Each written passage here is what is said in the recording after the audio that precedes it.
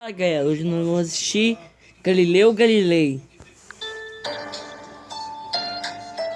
Galileu Galilei nasceu na cidade italiana de Pisa em 15 de fevereiro de 1564. Era o filho mais velho de Vincenzo Galilei e Giulia Manati. E Galileu foi o primeiro cientista moderno. Seu pai era um compositor conhecido que tocava a laude, um instrumento de cordas. Quando jovem, Galileu ficou dividido entre treinar para se tornar um padre católico ou um médico em medicina. Seu pai o incentivou a estudar medicina e Galileu seguiu o conselho de seu pai, iniciando um curso de medicina na Universidade de Pisa quando tinha 17 anos. Logo, no entanto, os planos de seu pai foram interrompidos. Aos 18 anos, Galileu tropeçou em uma aula de matemática, mudando sua vida e o curso da história científica. Para ele, a matemática parecia muito mais interessante do que a medicina e rapidamente percebeu que a matemática parecia desempenhar um papel crucial na compreensão e na explicação do universo. Aos 22 anos, Galileu publicou um livro sobre o balanço hidrostático, o que ele havia inventado. Dessa maneira, seu nome ficou conhecido por outros cientistas. Apesar de seu progresso científico, o primeiro trabalho de Galileu foi como professor de arte. Com 24 anos, começou a ensinar a arte na cidade italiana de Florença. Ele não ficou muito tempo neste trabalho. Sua aptidão científica e matemática foi notada e em 1589, com apenas 25 anos, foi premiado com a cadeira de matemática da Universidade de Pisa.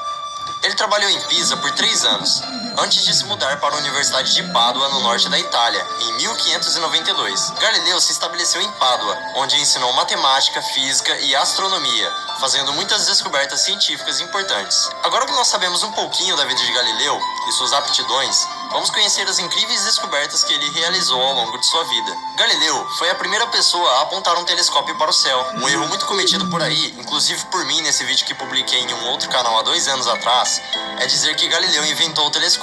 Mas não, ele não inventou o telescópio. Quem inventou esse objeto que hoje chamamos de telescópio foi o holandês Hans Lippershey. Galileu, na época, ouviu histórias sobre a nova invenção e acabou criando a sua própria versão dela. Com o telescópio, Galileu descobriu as 4 maiores luas de Júpiter: Io, Europa, Ganímedes e Calisto.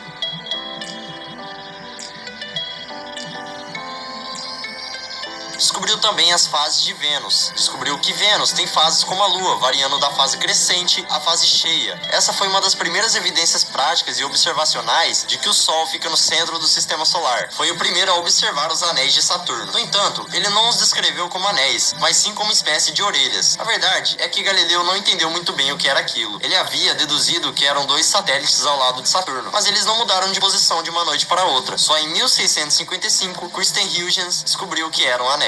Galileu descobriu as montanhas lunares.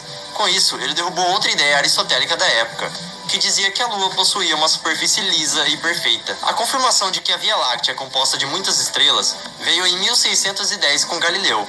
Antes, não se tinha certeza de que aquela imensidão de pontos brilhantes eram milhões de sóis como o nosso. Galileu foi sim a primeira pessoa a observar Netuno. Sabemos disso pelos seus desenhos em seu caderno. Ele observou que aquela estrela estava se movendo ao contrário das outras estrelas, portanto, movia-se como um planeta. Nos tempos de Galileu, os planetas Mercúrio, Vênus, Marte, Júpiter e Saturno eram conhecidos há milhares de anos, e nenhum outro era contemplado. Infelizmente, Galileu perdeu o controle da estrela em movimento que havia encontrado. Netuno só foi oficialmente descoberto em 1846. Estabeleceu que, se não houver resistência do ar, tudo cairá no chão na mesma proporção, independentemente do seu peso.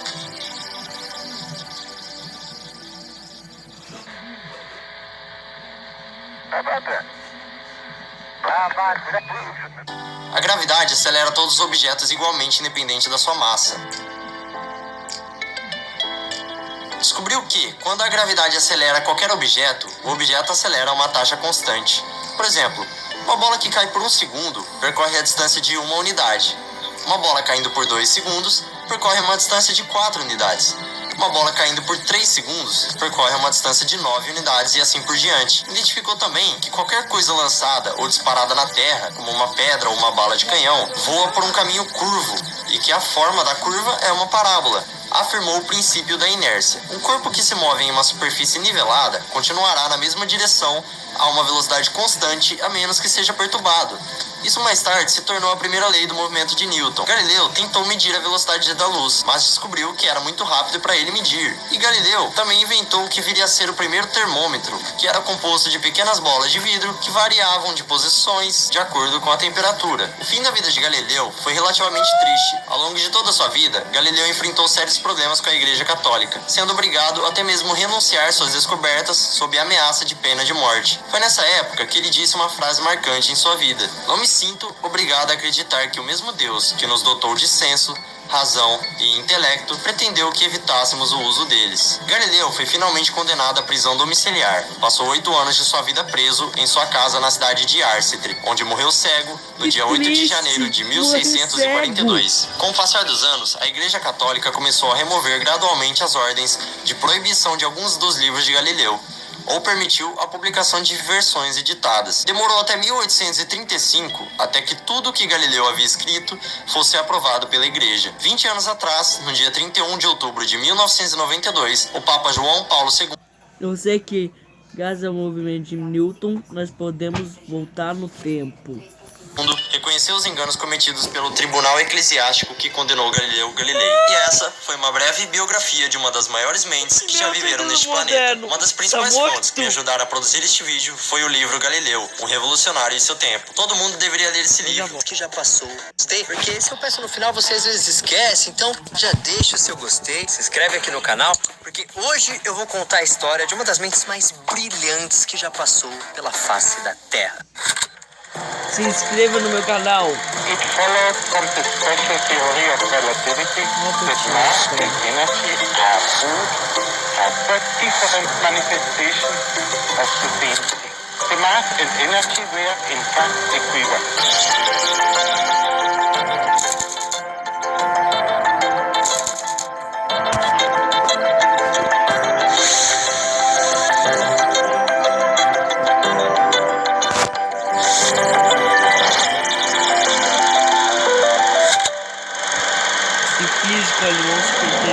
Você com certeza conhece essa foto, certo?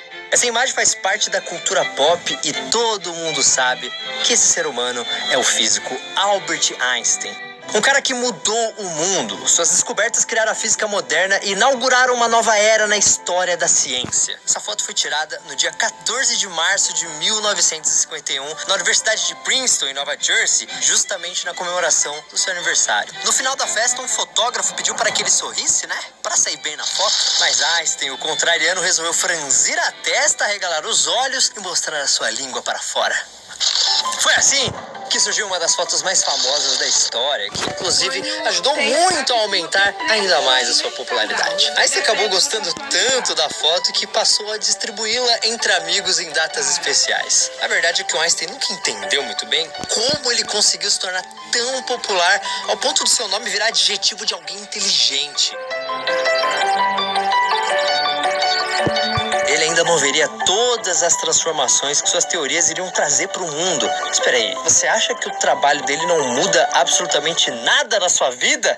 Lê do engano, meu amigo, lê do engano. Vamos lá. Sem as teorias do Einstein, você não poderia esquentar o seu almoço no forno de micro-ondas. Muito menos jogar videogame. Aliás, agradeço ao Einstein até mesmo por você poder assistir a esse vídeo, porque sem as ideias dele, a tela de cristal líquido nunca teria sido inventada. Esses são só alguns exemplos, né? E antes que você me cobre, sim, esse vídeo eu vou explicar de uma forma simples o que são as teorias de Einstein. Mas antes de entrar nisso, eu quero que você descubra quem foi o ser humano Albert Einstein. A vida dele não foi composta só de números e equações, não. Tem drama, comédia e até mesmo um pouco de aventura. Estamos falando de um cara que viu 2 guerras mundiais e inúmeras mudanças no planeta. Na verdade, ele influenciou diretamente muitas dessas mudanças. A história de Einstein se cruza com a de vários vídeos que eu já fiz aqui no canal, até mesmo Nostalgia Chaplin. Então eu vou deixar aqui na descrição o link dos vídeos de todos esses assuntos que vão aparecer aqui para quem ainda não assistiu. Mas agora chega de enrolar e vamos para a nossa história, que começa no século XIX. Na Rico você não... Mas vamos falar primeiro do seu local de nascimento. O Einstein nasceu na Alemanha, sim, na cidade de Só que logo sua família se mudou para Munique. E em 1881, o Albert também ganhou uma irmã, Maria, que ficou conhecida como Maia. Enquanto tudo isso acontecia, Albert dava seus primeiros passos na vida. Mas a sua infância não foi nada genial, porque ele só começou a falar por volta dos 3 a 4 anos de idade. Mas isso era só o começo. Ele continuou tendo problemas de comunicação. Até os 7 anos, nem alfabetizado totalmente ele era. Tinha sérios problemas para escrever. E quando queria dizer algo, ele meio que ensaiava as palavras, sabe? Falando baixinho, sozinho, tipo, antes de pronunciar assim a frase em voz alta. Falar e escrever não eram os únicos problemas. Ele também demonstrava uma visível dificuldade de leitura. Seus pais notaram algo diferente nele e chegaram até a levar o garoto para um médico, mas Albert não tinha nada de errado. Hoje a maioria dos especialistas concordam que Einstein era disléxico, e isso em nada comprometia sua capacidade intelectual, muito pelo contrário. A maioria dos gênios nas ciências, artes, música e esportes são disléxicos. Enquanto todas as crianças brincavam na rua, o Albert preferia ficar em casa, fazendo construções enormes com cubos de madeira, castelos de carta. Muito parecido comigo quando brincava de Lego em casa, né? A diferença é que eu não virei o Einstein. Só essa é a diferença mesmo. Bem, agora toda essa reclusão não rolava só porque ele tinha dificuldades para se comunicar, mas também por causa do seu temperamento. Einstein herdou o amor pelos números da família do seu pai, Hermann Einstein. Agora, já sua personalidade, ele puxou da mãe. Pauline era sonhadora, criativa e sempre com pensamentos longe. Albert também era assim. Ele estava sempre quieto e viajando nas ideias. Mas uma história muito importante rolou quando ele tinha apenas 5 anos e acabou ficando doente. Como ele estava de cama, ele ganhou uma bússola do pai para se distrair. E podemos dizer que essa bússola mudou a história da humanidade. He was always thinking in pictures, visualizing things. When his father gave him a compass, he would just sit up night after night watching the needle point northward. It would send chills down his spine. Dizem que foi esse fato que despertou sua curiosidade e amor pela ciência. Tem histórias que mostram que mesmo criança, ele tinha uma inteligência fora do comum. Um dia o seu tio explicou para ele os princípios básicos da geometria e o Einstein gostou tanto daquilo que ficou pensando no assunto. Depois de alguns dias, ele chamou o tio dele, né, e demonstrou o Teorema de Pitágoras. Você deve se lembrar, né, do Teorema de Pitágoras que você viu na escola. É aquele que diz que num triângulo retângulo, a soma dos quadrados dos catetos é igual ao quadrado da hipotenusa. Então, não é que o Einstein decorou essa fórmula. Ele criou uma maneira de provar que o teorema fazia sentido matemático. Detalhe, ele tinha apenas 12 anos de idade. Claro que um moleque com essa cabeça ia se dar muito bem na escola. Ele ia sentar lá na primeira cadeira e só tiraria 10, seria um menino muito empenhado, né? Não foi isso que aconteceu não, gente. Einstein frequentou uma escola de ensino fundamental dos 5 aos 8 anos. Depois foi estudar num colégio chamado Ginásio Luitpold. E foi nesse lugar que ele comeu o pão que o diabo amassou. Aliás, vamos aproveitar e esclarecer um grande mito aqui. Existe uma história, né, muito famosa que o Einstein teria repetido em matemática. Se você é daquelas pessoas que sempre que tira nota baixa em matemática, você fala pros seus pais, não, mas peraí, pai, até o Einstein tirava nota baixa em matemática, tá? Então, ó, não espere muito de mim. Bom, desculpa estragar assim o seu argumento, mas essa desculpa acaba aqui e agora. Ninguém sabe exatamente a origem dessa lenda. Dizem que em 1896, o último ano que o Einstein estudou nesse colégio, o sistema de notas, que é de 1 a 6, foi invertido. Antes, o 6 era a nota mais baixa, mas aí mudou tudo e o 6 ficou sendo a mais alta. Quem olha os boletins de Einstein desse ano acha que suas notas eram ridículas, mas na verdade foram as mais altas.